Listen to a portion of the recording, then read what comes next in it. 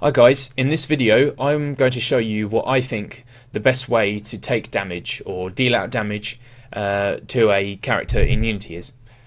So in most games there are situations where something like this cylinder or capsule wants to deal some damage to this cube, and this cube might want to do some other things, like there might be some logic that it wants to run when it takes damage. Like for example, it might want to play a sound, or it might want to put up a GUI on the, a blood image on the screen to show that it's taken some damage. And this usually requires a method call.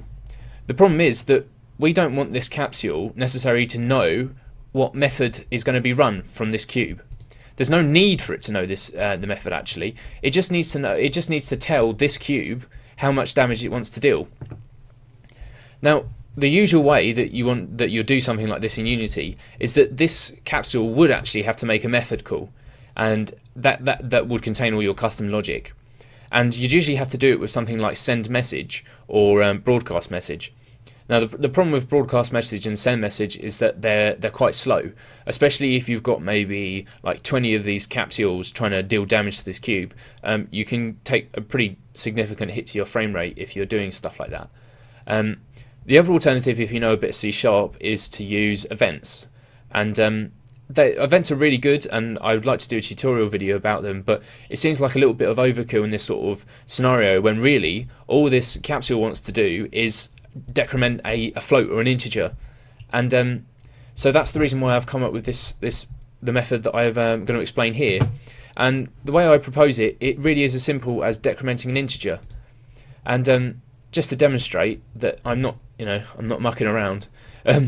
This is a little scene that I've mocked up. Now, when I click on the cube, his health will go down, but also you see that there's some custom logic in there as well. So he flashes green, and also it prints out to the console.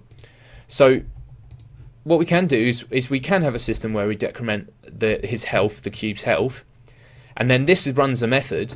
And there's no need for them to communicate between the two. So there's no need for a send message, broadcast message, get a component, anything like that. And I think that's actually quite useful. So let me just open up MonoDevelop and I'll show you how I did this. So this is the script that's on the cube, which allows it to call a method every time it takes damage. And there's two components to this script, or two really things that allow us to do this. And that's by using a property, which is here, and also a couple of static variables. Now, let me just explain what those are if you're not familiar with them. A property basically allows us to put custom logic in whenever we read or write a variable. So here we have a static float health, and whenever we read, i.e. we call this health anywhere in the anywhere in any script, this get blocks gets run. So say for example if we did debug.log open brackets health close brackets, then this get block would get called, and whenever we write, so whenever we do health equals, then this set block gets called. And there's a couple of things that are important in here, which I'll just explain in a moment. But first of all, I have to explain what a static method is, or a static variable here. So what we're used to when we just have a normal variable like this up here, private float underscore health. This variable is personal to the instance of this script. So I could have this script on many different game objects. I could have 20 different cubes in my scene, each of them with this health manager on, and they would all have their own underscore health variable. Now, on the other hand, with static variables, there's only one instance of a static variable across all examples of a class. So if you had 20 cubes with the health manager script on them, this static transform, my transform here, would be exactly the same at all times across all instances of that script.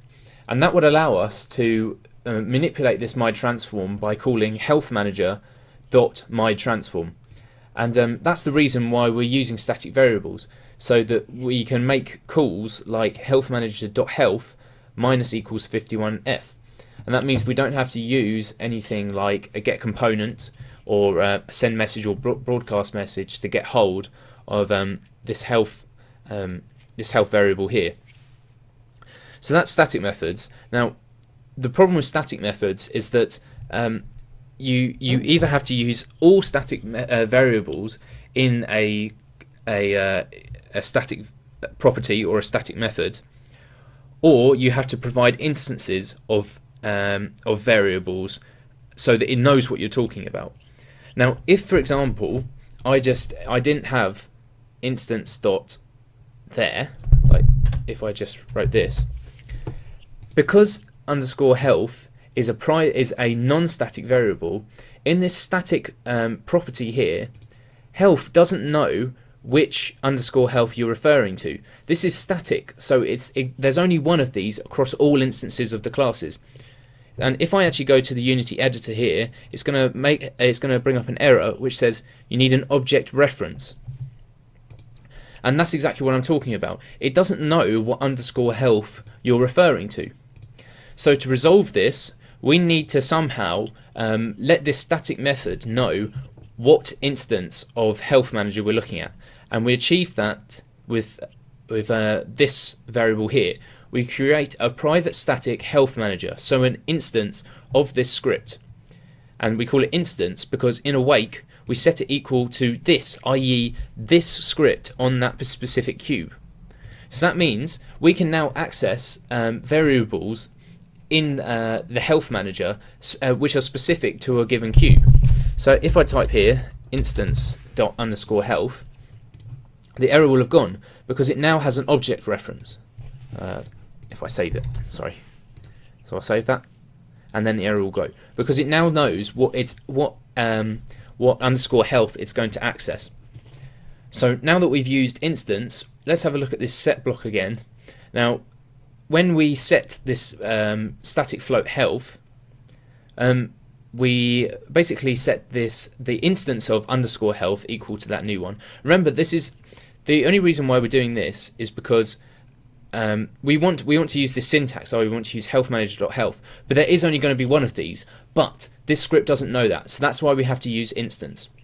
So we set the actual proper health of this script equal to the health property here, and then we call this method what to do when you lose health specific to this this instance of Health Manager. So this means that this will run this method on this actual game object. And this is where we put in our custom logic, and all we do here is we're printing out to the console, we're changing the color, and then we actually start our coroutine here. And that's pretty much it. That's the way that you can use static variables and then apply them to an instance of a class.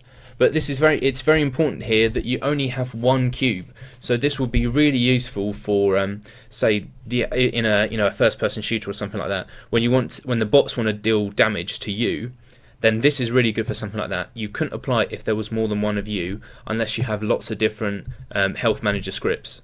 So if there was a multiplayer game with 4 players, you'd have a Health Manager script for each of you. But that doesn't really, that's not particularly object oriented. But anyway, it works well in that scenario. Syntax is very simple. I quite like it, and I hope you find some use for it too. So thanks very much. Cheers.